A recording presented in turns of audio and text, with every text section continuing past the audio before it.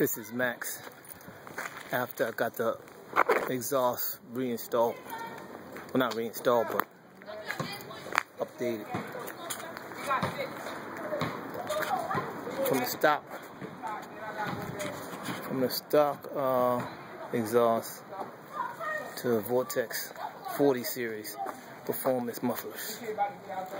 And I'm going to show y'all in a minute what it sounds like.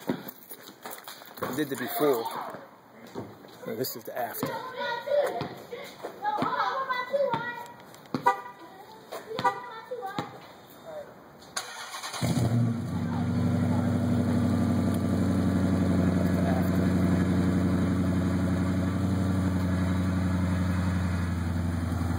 Deep.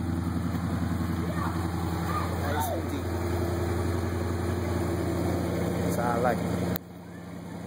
So Vortex 40 series, nice and deep. I was gonna go with the Flowmasters, but changed my mind because the guy at the shop was pushing the Vortex. So that's what I went with, and I'm not sorry. Later.